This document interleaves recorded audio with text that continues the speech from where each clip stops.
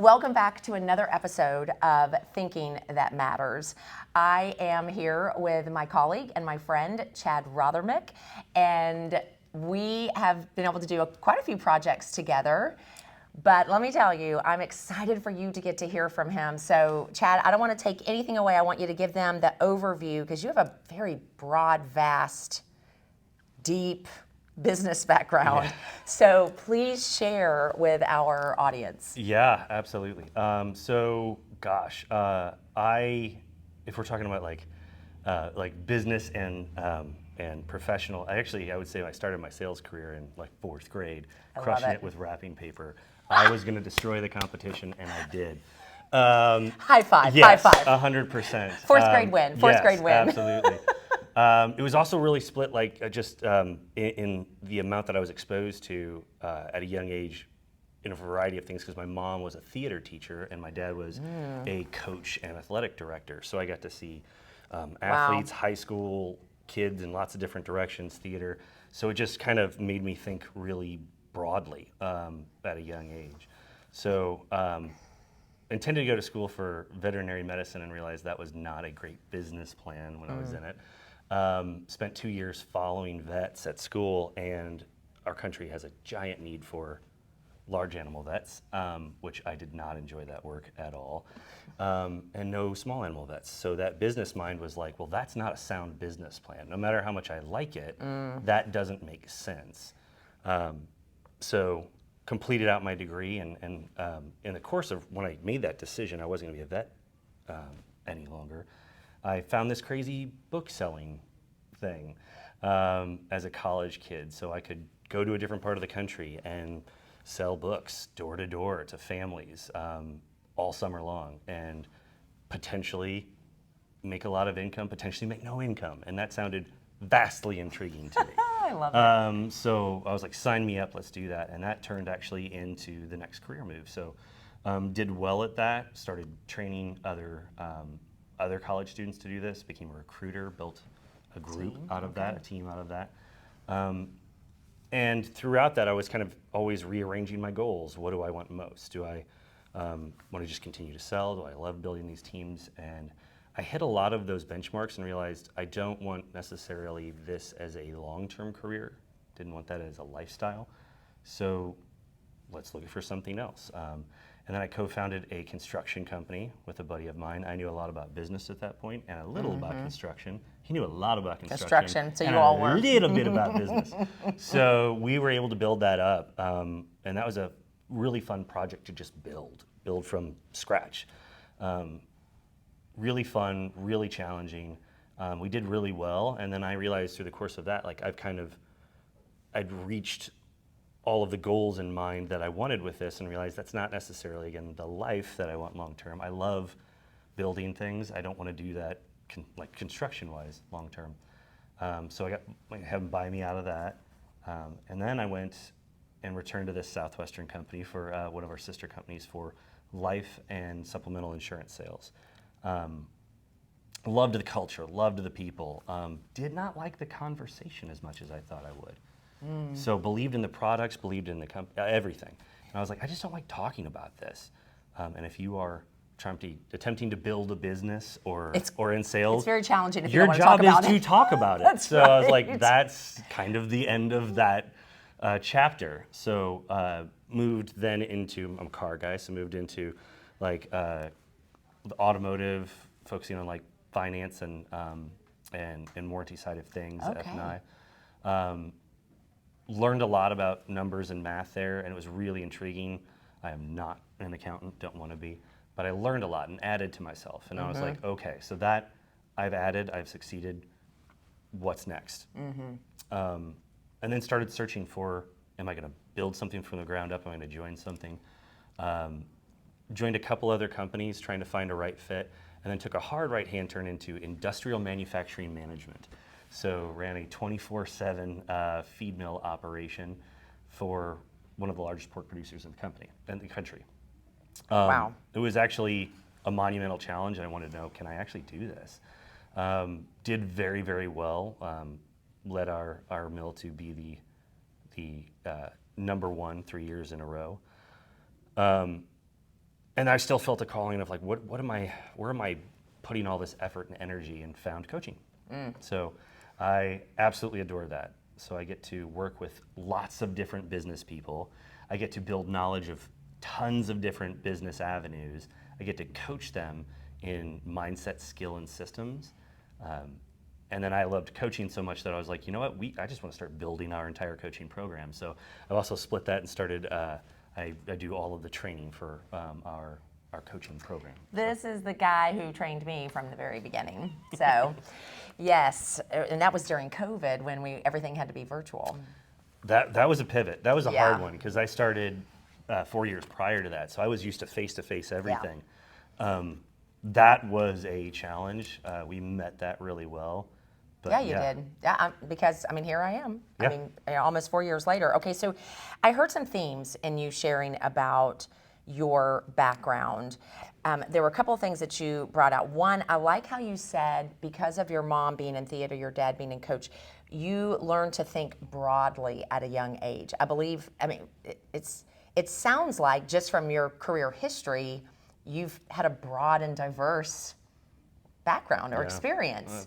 So thinking about the fact that you felt like you were learning to think broadly at a young age, your history shows that. The other thing that caught my eye is when you were in the book field. I'm curious, twice you said don't want to do this long term. The book field lifestyle, and then also when you took on that challenge of co-founding the construction company, and you came to that place of, I feel like I've grown to that, and I don't want to do this long term. What had you thinking, I don't want to do this long term? That's a really good question. So I think it's important to challenge yourself in a lot of different ways. And so kind of every move I've ever taken has been a challenge. It's been one where it's like, this is interesting. I can grow, I can add to myself, and I can kind of expand, both like mentally, skill set wise, you name it. And so I've taken on a lot of those challenges, but I also recognize that there's a life we have to lead, that we get to lead.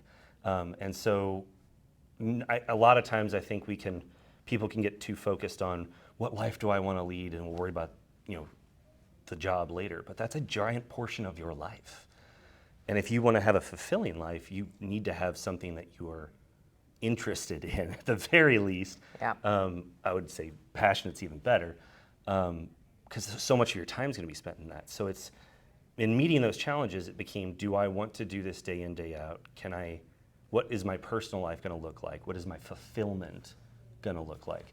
And even times there were jobs and companies and groups that I was like, I love all of these people, and I'm not going to be fulfilled long term here. So viewing each of those steps as not like what's my career going to be? What am I going to do for my life? Yeah. But rather, what do I want to add to myself in this season? How do I want to grow? And then being conscious the whole time of what do I want my personal life to look like? So that can be scary, I think, for a lot of people, because that means your life could change on a dime. Like, this thing that I was really excited about 2-3 years from now, maybe it's not there. Maybe I'm not really in it anymore. So for the person either watching and or listening, that as I'm listening to you and I'm thinking, someone might be going, I'm kind of there. Like, I don't know that I'm growing. I don't know that this is really my passion, or maybe it has them out of alignment with the life they want to be living. What encouragement would you give the listener of how to think yourself to that growth mindset that you're exhibiting? Yeah, that's a great question. One is I think we can get terrified and really paralyzed by the problem if we focus on it too much. It can get too big. Just, what am I going to do with my life? What am I going to do with this job? And if you think in terms of like that broadly about the time frame, what am I going to do with my life? That is a hard question that I don't know. I can't answer that even now. What am I going to do with the rest of my life?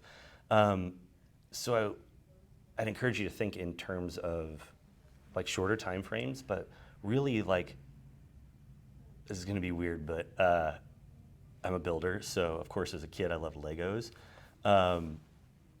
Like your Lego set, right? Like what pieces do I want to add to me in this next season? Oh, that's so good. Oh my goodness, I'm gonna have to find a Lego thumbnail. My boys loved Legos, Yeah. and my oldest still builds them Oh to yeah, this dude. day. Yeah. I can't wait to like build some Legos with my son. Oh I'm so my actually goodness. we just did one on vacation, like, and he's 4, and it was like it took like an hour to do like 48 pieces, and it was amazing. It was so much fun. That is so awesome. So I just want to go back. I think that was so, I mean, really in some ways profound, the metaphor that your life is a Lego set, because people who are passionate about building Legos, yes, you can get a set and you can build it. It's also how can that set augment something you already have, Yeah. or how can you pull pieces from other maybe sets that you're tired of, right? And you want to recreate it or redesign it. I've got all of these things. What can I make that's totally different? And you know, that's interesting. I think that does also go back to the thinking broadly, like being able to see it for more than just the picture on the box. And maybe that's part of the answer to that question. How do you think better to move yourself towards growth? It is the ability to go, I'm more than just what I am right now. It's how is this adding to me right now, and how it will impact what's coming down the road. I love the Lego piece there. Now, you also talked about, you know, coming here. I want to move to what you're doing now. Like you love the coaching aspect. You said mindset, skills, systems, and just being able to speak with a variety of different people. And your background lends well to your coaching and Which counsel. I did not plan that. It was just wild how all those different pieces came together. So, yeah. So what would you say because you've coached a lot of people, not just business owners and people, you've coached a lot of internal coaches, right? Those of us who are serving other people. What do you believe has presented the biggest thinking challenge for you in serving in that capacity? Oh,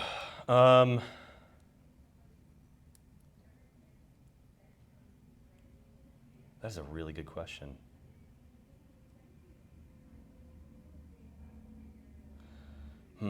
I think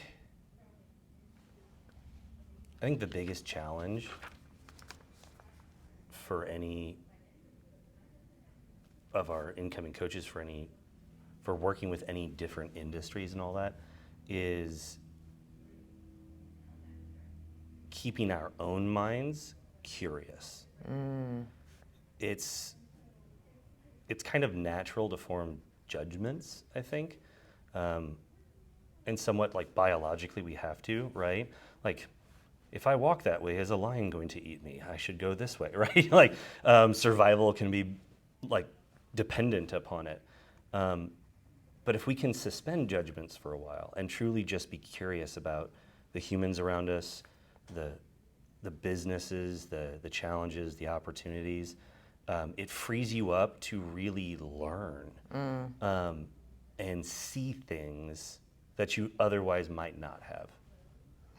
So I think even people who do have a growth mindset can get into a fixed mindset because they stop being curious.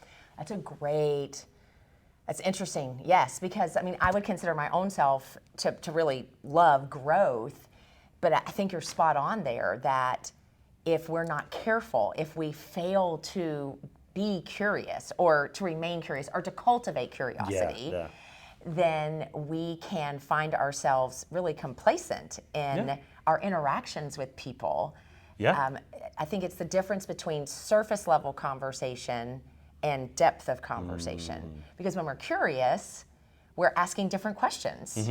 I love that. So when you think about the people that you've coached, I mean, you've coached a lot of people. What would you say if there were a theme threaded through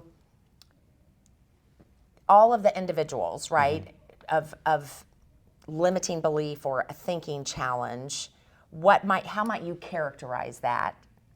That's my first question, and then I want you to share like what you have found to help people be able to overcome it, to think better through it, as an example. So maybe it's, have you found a common thread, or Yeah. how would you describe that? A common thread, forgive me. Sorry, no, that's okay. When I think about, because you've coached so many different people, and we each have our own individual struggles, our challenges with our own thinking and what we bring to our business, our problems, our coaching. Is there a commonality that you see among maybe a poor thinking line, a limited thinking line? How would you describe it? And what have you found helpful to bring people through it or to grow from it?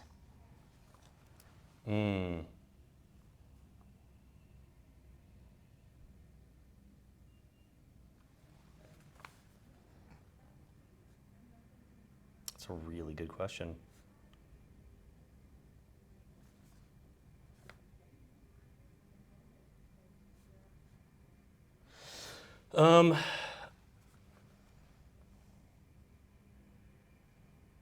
If I had to say anything, like right now, I would probably say it is being more closed instead of being more open to what happens in the journey towards any goal. I think if we get too focused on that goal, don't get me wrong, I love setting goals, I love going for goals, but I recognize the journey getting to that goal might be completely different than what I outline. Oh, that's big. So when we encounter obstacles, when we encounter other people, when we encounter anything, it's being open to being like, I wonder how this is going to fit into my goals and my journey, or what can I learn from you, and so when we are so hyper-focused on, I'm gonna accomplish this objective, you miss so much of everything around you. Like the journey it's not the focus, right? It's the destination. And I set high goals, want to go for them and be open-minded, open-handed to what that journey is going to look like. I love that. And you know what? That's in so much in alignment with what you talked about, that how can I grow? How can I expand the life that I get to lead? The fulfillment piece of it, right? So again, that's that broad thinking. You're bringing that back in. So when we're more closed to what happens in the journey towards the goal, if we're so hyper-focused, we miss so much of the opportunity to have the actual fulfillment that we could have when we have a more open mindset about that's. And there's so many people who've set high goals and they go and they get there and they're just like, and they get it, and it's then they're missing, like, and I'm not really happy. And I'm like, that's good. You've missed the last 2 years Okay. in the effort to get to that goal. So I want you all to know, when I was talking with Chad about this conversation, I said to him, I'm going to ask you at the very end, why do you believe it's important to cultivate thinking that matters? And in so many ways, a part of what I believe, from a thematic standpoint, what matters is maintaining growth, curiosity, broad thinking. And I love how you just articulated being open to what happens on the journey. Because at the end of the day, what really matters Is the journey. Yes. It's entirely that. So if you had to close us out with why you believe it's important to cultivate thinking that matters, share with us how you would articulate that. Yeah, that's awesome. Because I remember being like, well, how would you define matters? Two coaches Two going coaches. at it. Yeah, it's so horrible. It's like, let me ask you a question. We can just ask questions for half an hour. We didn't actually say anything. We just asked questions. I think why is it important to cultivate thinking that matters is related to the journey, is because if you talk to anybody who's accomplished anything remarkable, the thing that they begin talking about is that journey on the way to that. It's so true. They don't go like, I've achieved this and this is how it feels now that I'm here. They're like, it's been challenging, it's been rewarding, like here's this journey I've been on. And that's what also people find fascinating. So Why is it important is because the entirety of everything that's going to matter to you is happening in that journey. And if you are not open and to it, and if you're not looking for it, if you're not engaging with it, you miss the whole thing. Oh my goodness. So good, so good. So I want to encourage you today to really, as you ponder and think about the things that Chad has shared, I would bring it back around to how can you cultivate thinking broadly? How can you look at what is fulfillment, what really matters? In the Lego set of your life, what are you adding right now in your journey towards that goal that's going to help you to become the best version of yourself? Because here's what we know, when you cultivate thinking that matters, you can build a life and a business that matters.